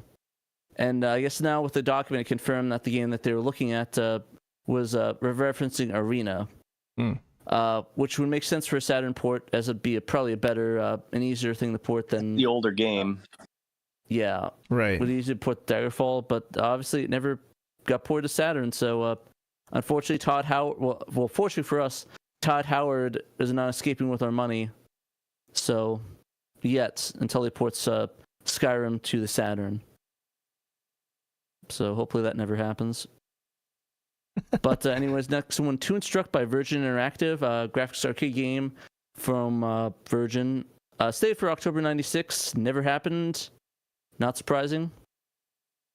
And the final one, Zone Raiders, which is kind of like Room Raiders, except a little bit earlier than that. No, just joking. But another Virgin game. I think Nick pointed out that starting seeing a pattern where Virgin just like, nah, we're good. Yeah. We don't need to release games for you. Right. Like, how many games? We didn't get a whole lot from Virgin. Now that I think we had Cool Spot, right? That was Virgin. Or I Spot guess Goes really to you could say Hollywood. that with the Saturn that was really Virgin releases, because Virgin was a virgin for not releasing. There's a joke there. I'm sorry. There was a joke, an attempted They joke. can't all be winners, guys. Sorry. Multiplat. You had Multiplat. we could have had the Jaguar Alien versus Predator, but it probably would have looked primitive compared to Alien Trilogy, which we did get from Fox Interactive. So Probably pretty bad. That's probably why they didn't do it. yeah, because You I wanna mean, talk about the multiplat ones. well, we could both. Big No, Bass. just you. I was Okay. joking. Okay, Big Bass World Championship, Hot B. This is I like that guy's face. Ain't the guy no smiling in the Sega Bass background. Fishing. Yeah, exactly. And They actually Hank pronounced it Parker's. Big Base World in this one. Is he the Craig Stadler of fishing? I like that. Hank Parker had 2 Hank games. Parker. Yeah. In alternate reality, we'd be talking about we'd be making Hank Parker memes. Yeah, maybe they are in the PlayStation Discords. You know, they're making Hank Parker jokes. But yeah, for us, it's Craig Stadler all day, every day. Deadly Skies. It's always Stadler Day. Deadly Skies was set for release in '96, according to the document. Let's see, it Never didn't came come out out. at all. And Mesoplan ports and regions, but they only made it for PlayStation as a Japanese exclusive. You know, they call me Deadly Sky. They actually called me that. That was my nickname, Deadly Skies. It's because Okay. every time I went to the bathroom and I had Taco Bell, it was deadly in the No, skies. no. Okay. A diarrhea joke from Pat? No. On Shiro Show? No. Okay. So let's see here. Death Trap Dungeon. We just lost Domark 2 was. viewers from that. Yeah, we just. Well, it just dropped. People were like, I'm out. Let's see. Domark was said still be in process of merging with Eidos when this game got announced. Perhaps known for starring a woman who wears a very modest amount of armor on her heroic adventures. This is one of those games that had mixed reviews. Let's see here. It's only released on PlayStation. So yeah, simply calling it a potential third-party title. Okay. Descent, of course, that was listed on the. Yeah, that would have been cool if we had Descent. I can imagine. It didn't descend. It didn't descend onto to the Saturn. console. Yeah, or Descent 2 for that matter. If you can't get There's number no 1, second you're not going to Descent get on number Saturn. 2. Fade to Black. Best Metallica song. Yeah. No. You think? No, I'm not a big fan of Fade to Black. It's just a good joke. Okay, so I kind of prefer Ride the Lightning. Oh, okay. I like Battery. Well, just on this Master album, Ride Puppets. the Lightning. Okay, let's see. With limited exclusivity on PlayStation, let's see. As long as this long box lizard friend was set for Saturn release in December '96. Not gonna lie, this chunky third-person shooter looks kind of sick. Interestingly, this got an aftermarket port to the Sega Dreamcast in 2018. Really, that's interesting. Yeah, that is interesting. I kind of want to click the link. Oh, there you go. Oh, it's Flashback 2. That's what it's called. Okay. Fade to Black. It's a sequel to Flashback. Okay, that makes sense. Oh, okay. Oh, okay. Yeah, with the lizard dude with the gun, that does make sense. Okay, so you had what is this? Firo and Claude? Looks like one of those. Was it the mascot games? Yeah. It's an isometric shooter. Is that what it is? It's an isometric shooter. Here, I wish there was a link. I want to check this out. As a PAL, it was released in PAL territories. BMG Interactive. Okay. Fox Hunt. Dude looks like a James Bond wannabe. For it. He found the fox right there, right on him. It only looks like a movie. This is a classically cheese FMV game from Capcom. All the publishers. Yeah, Capcom of all publishers. Wonder who developed it. The developer on here, 3 Vision Games. Okay. Little out of their wheelhouse, and I mean, you know, FMV games by '96 weren't looking so good. Let's see, Grand Theft Auto. Now, there's a game that kind of would have been rad to get. I mean, it's not like the Saturn couldn't have run it, right? Because it was like 2D top down. It is kind of funny though that not only Grand Theft Auto 1, but Grand Theft Auto Vice City, Grand Theft Auto 3 for the Dreamcast was also canceled. Oh yeah, for that other Sega console. So I think it's kind of funny.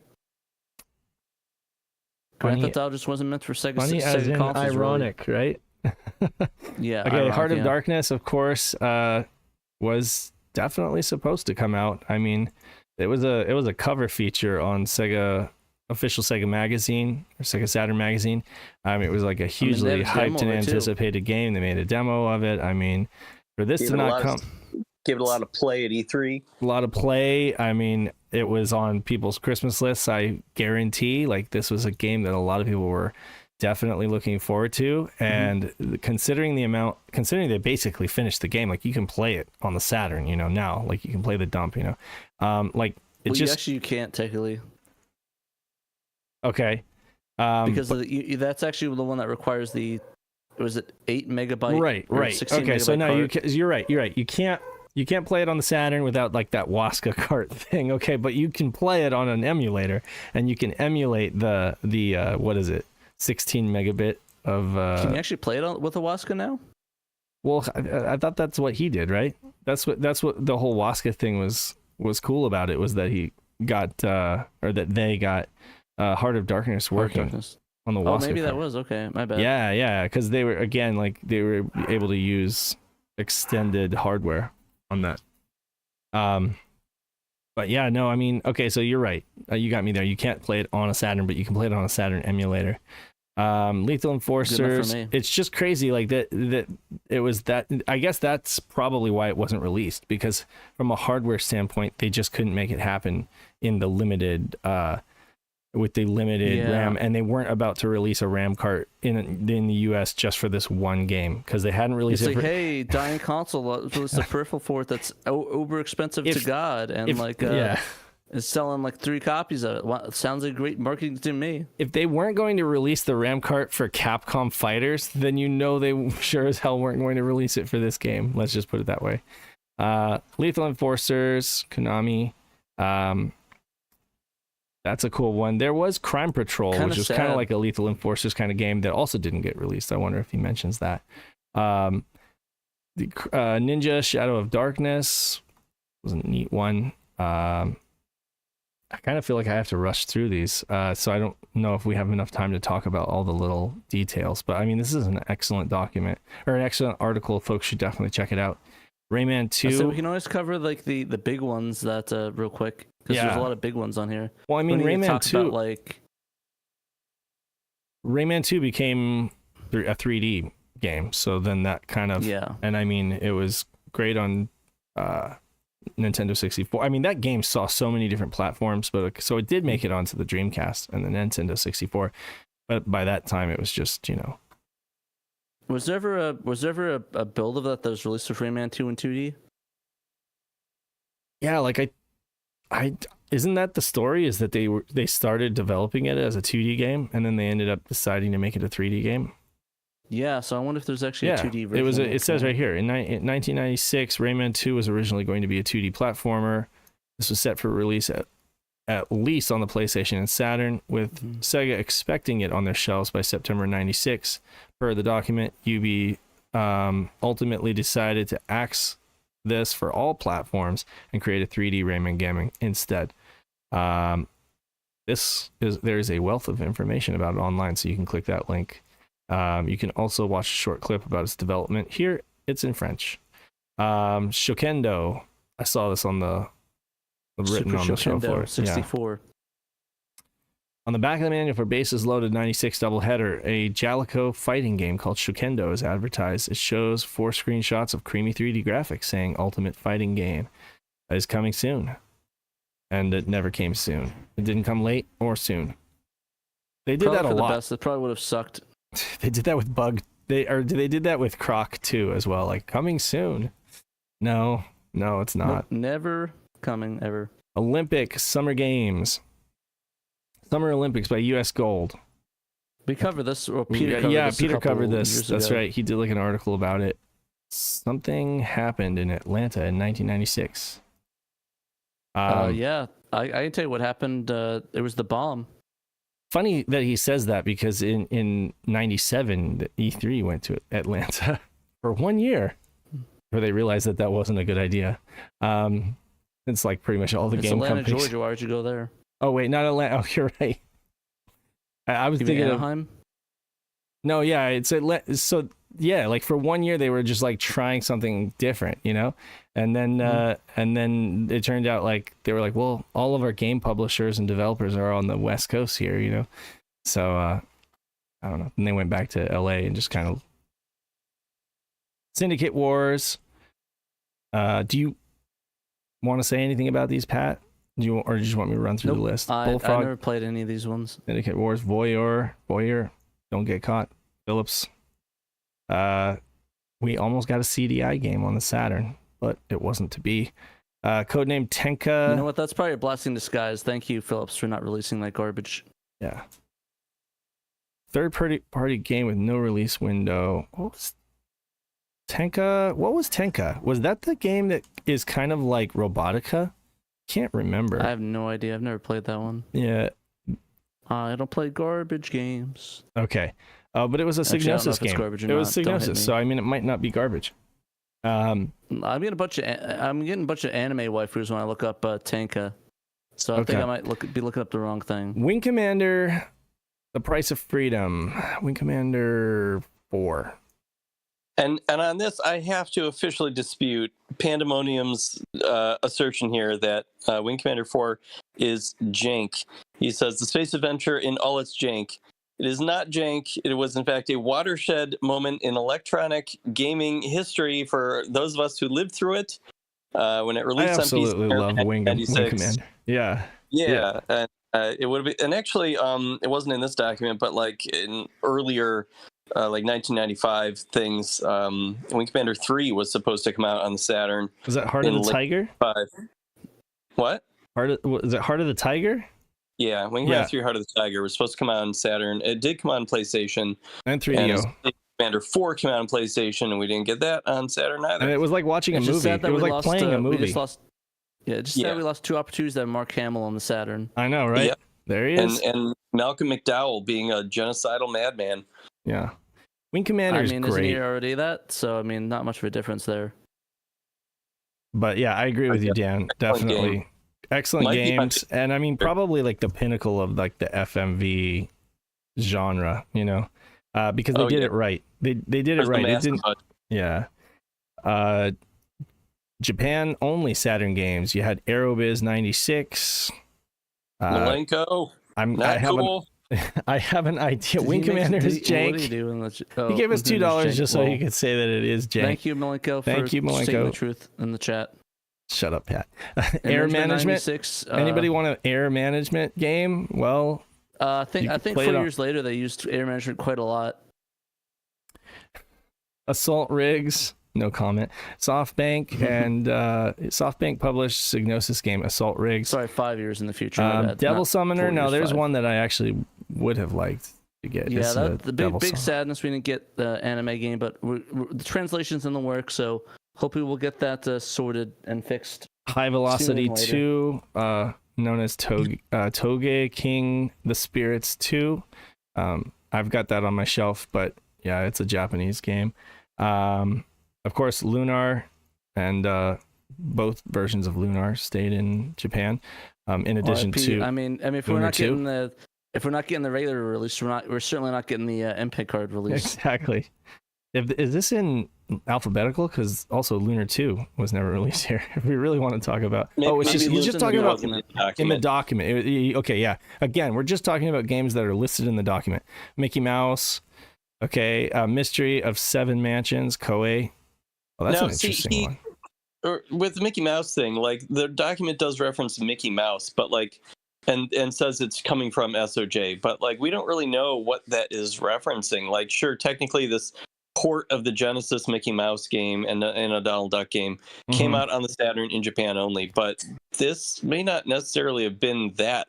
There may have been an actual Saturn Mickey Mouse game being made in Japan that just never got talked about, got quietly canceled. Who knows? That's another lead we're going to have to follow because we just don't know. It could have been like a enhanced port of like Mickey Mania or something like that for all we know. We just don't know. Yeah, I mean, it makes sense though because wasn't the Saturn shown off at Epcot at one point? So maybe they're trying to do a tie-in thing with that, and they had a license thing. Maybe.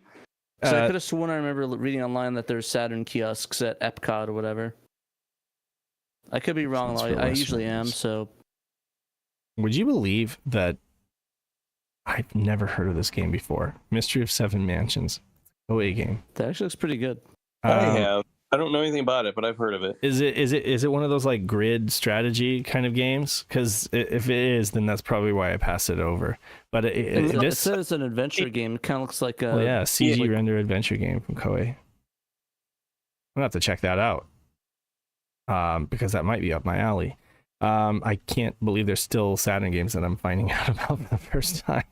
I mean, yep. I'm guessing that I'm guessing that it wasn't called this on whatever list I was looking at. It was probably some Romaji name or something like that I didn't understand. It's probably like the anime game thing. Rig Lord Saga 2, otherwise known as Seven Mansions. Okay. I believe. Mystaria Realms of Lore 2. It was set for release in November 1996. Oh no, I'm not even finding it. Excellent game. Folks need to play this game. I think that a lot of folks will enjoy this game. I know why. What? It's called Natsu no Hikan, or Japanese for Seven Mysterious Mansions, Shivery Smile. Okay. Huh. I'm gonna have to check that out after the cast. So Riglord Saga 2, we talked about it last week. Check it out, try it. I think folks will love it. It didn't come here, and that's a shame. This is one of Sega Lord X's favorite games, and one that he hopes will get a translation at some point. I agree. It's excellent. One day. Terra Fantastica, it's coming. He's our buddy who doesn't like Wing Commander is working on it, and it's coming. Just keep that train rolling. Speaking of which, I forgot to mention that we updated the Super Bomberman fight beta patch, and has a little bit more storyline added to that. So if you guys want to try the French translation beta patch, it's on our Patreon now, $3 and up. You can play it. Yeah. So I'm like, oh, I forgot. Wizard. We'll mention that again when we do our outro, which is coming soon because I got to get going. Wizardry 6 and 7 from Data East. That's a cool one. I'm kind of into the Wizardry series. Zork 2. Now, I think the first Zork came as well, but it wasn't on this list. But they did get Zork and then Zork 2 over there. And there was a box art. I remember there was like a US long box art done, and then it ended up as like one of those VidPro cards, and then the game never materialized. Rip. And then European releases. Wow, he's really thorough with this. Destruction Derby. Oh my god, there's one that I'm sad about. Like, I actually really love Destruction Derby. That was a fun game. Destruction Derby, and then you had Terry Pratchett's Discworld, of course. The Discworld games, Crazy Ivan. Riven, they called it Mist 2. When did Terry Pratchett die? What now? When the hell did Terry Pratchett die? He died in 15? Oh, damn, all right. R.I.P. Terry Pratchett. Rip. Yeah, Terry Pratchett. I don't know. I wasn't aware. He's dead. Well, then R.I.P. Crazy Ivan. Riven, sequel to Mist. Okay, you had Swagman. Also a good game, one of Peter's favorite. It's not for everybody, but it's cool. Folks should check it out. And then Z, which is less of a good game. You like it? You're into Z? Zed? I'm sorry, I called it Z. It's Zed. You're a Zed man? Okay. And then we saw the games that never came out at all. 31 on the table list for next week. Star Wars to be continued. Well, he did say there were 78, so we're gonna run through these. Yeah, we could probably talk about it again next week. But yeah, you had of course like Star Wars, which was called Alien Hive, Amazonia, Sacred Pools, of course. Demo leaked for that, yeah. Criticom 2, no artwork exists. Eternal Champions. Big sad. Free Runner. This is an interesting one. If we had gotten it, but Runner? Yeah, it's some kind of I don't know if it's like Load Runner, but essentially it's like this flat shaded polygonal 3D game. Into the Shadows, of course, never touched the Saturn. It was like a PC. That's what Christian said. That was basically just being developed for PC, and I don't know if the Saturn could have done it, to be honest. But maybe, I don't know. Scavenger was known Jack for Nicholson Golf. Yeah. Jack Nicholson. Did you say Power Challenge Golf? Jumper, Jurassic Park, RIP. Yeah, so we got Lost World though. Great game. We can asterisk on this one because Lost World was released in October '97, but we don't know. Okay, so M. Thompson's Supercross, Major Damage. Let's see here. MVP Baseball 96 from Topps. Wait, okay, Data East. Let's see here. NFL Jam, Olympic Basketball by US Gold. Roach Racing. This is one of those ones that, first off, is an odd name. And it was also mentioned as one of the games that was supposed to be online compatible.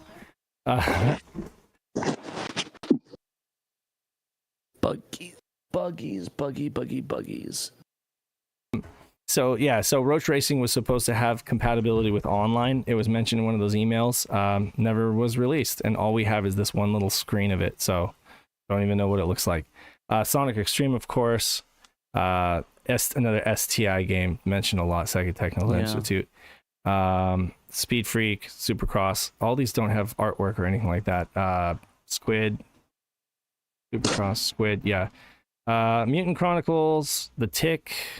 We'll go over this again. We'll go over this article next week again in more detail when we have time. Yeah, Saturn Shenmue. A lot of great stuff. Check out the article. There's a huge list right here. So yeah, excellent. And there's more information to come from this. As I'm working on a NetLink article. I just couldn't get it up in time, but I have a lot of notes, and mostly been working on it offline. Did you have anything else you want to say to wrap up, Dan or Pat? Well, I wish I could play all the anime games. I mean, I guess I don't have a whole lot of extra thoughts, but it's been really fun kind of poring over these documents that are new to us, and trying to. I think we've been getting a lot of mileage out of them with finding out all kinds of interesting things we didn't know before, or we didn't quite have as much insight into. It's super cool. This is by far the biggest story of the year for us, and I don't know how there would be one that would top it. Really, this has been super cool, and yeah, like you said, you've got a NetLink story coming next week. So maybe I'll do another one looking at the disparity between what they shipped and what they sold or something, and we'll have more coverage of this coming up. Yeah, absolutely. Alrighty. And I mean, when they mentioned things like Virtua Fighter 2 remix, we had a few more takes on remix games like Daytona Remix. I thought would probably be something like CCE. Right. Blue Moon makes a good point. Pandemonium is going to have a live stream going over these documents starting in about 15 minutes, actually, over on his YouTube channel. Awesome. Well, then folks should just jump right on over to that after this. Yeah. Excellent. Yeah. Or just go over now. I don't care either way. That's fine. Yeah. But okay, so outro stuff. We should definitely thank our patrons. So I need to do that. More like 1 hour. Okay, never mind. You got some time. Stay here. Don't leave yet. Stay. Get back to the channel. And then now. Okay. Let's see here. Where are our patrons? 1 hour and 15. Sorry, I missed my time zones. I mixed them up. All right, Dan is getting. Dan, we are retracting the green screen from your thing. Sucks to suck. All right. Sucks to suck, brother. Where can I find the patrons? Dang it. You go to meatspin.com. No. Okay, I had it. I just had it, and now it's gone. It was like your patrons. You have to go. Yeah. They changed it up. I found it. Here, I'll found it. Okay. I just need to order them. It's taking. We have so many patrons. Get to order the list. You have to order. Oh, there it is. Finally, I found it, but it's too late. All right, so I want to shout out Murder of Crows, Emerald 95. Murder of Crows, Emerald Nova, Nate Lawrence, Johannes Fetz, David Fredrickson, Blue Moon 95, Cerillion, David Zaney, Derek Prescarella, Fat Drunk Friend Otaku, Jim Clasher Rank, Justin, Normal Guy, Nutrageous, Rowan Dished, Sega Steve, Stillman, Tanuki Trev, Thuron Brown, Chris 1997 XX, Memphis, Robert Ramsey, hold on, I hate this list. Ordered it wrong. Murkro, Zimanova, Blue Moon, Chris, David Zaney, Frederick Friend Otaku, Memphis, Normal Guy, Nutrageous, Robert Ramsey, Rowan Dished, Sega Steve, Stoneman, Tanuki Trev, Thuron Brown, and Young Money Sowi. If you guys want to get chatted on the show, you could back us at the $10 and up level. $3 and up. Actually, we shout out. We just released a fan transition beta, a new one for Saturn Bomberman Fight, an updated one with new storyline stuff. So now you guys could get more of the story in. That's a new beta one. Instructions are in the thing. If you're a $3 and up patron, you could download it right now and install it and play some Saturn Bomberman, or as I like to call it, Ted Kaczynski Simulator. RIP, by the way. Ted died when I was off the show, so want to give a big RIP to Ted Kaczynski. We can get F's in the chat for Mr. Ted. That'd be great. But anyways, if you want to support, if you can also have a ton of other ways to support us. What on the Patreon? Well, actually, on the Patreon, you get a lot of all this cool stuff, like the early magazines, the Netlink stuff. When we get that finished up, it's pretty much done at this point, so you get that stuff sorted. And if you're a dollar and up, you get shout out on the magazines. That's kind of cool. I can show my Sonic Cho to Pat. Okay, that sounds like a euphemism, so I'm gonna pretend I don't see that. So, anyways, yeah. If you don't want to back us, if you want to back us like for a one-time thing, you can also back us buying a magazine or a cool shirt. We get cool shirts and magazines to get that. And of course, like, subscribe, comments on our videos. Let us know that we're good, or thumbs down us, whatever works. Did I forget anything, Dave, or did I cover all my bases? You got everything. I'm impressed. And I guess this is SaturnDave and TraynoCo and Danthrax reminding you that you must play your Sega Saturn. And until next time, we'll catch you later, and go check out Nick's stream in an hour, okay? So we'll see you. Peace. I've created a shotgun now.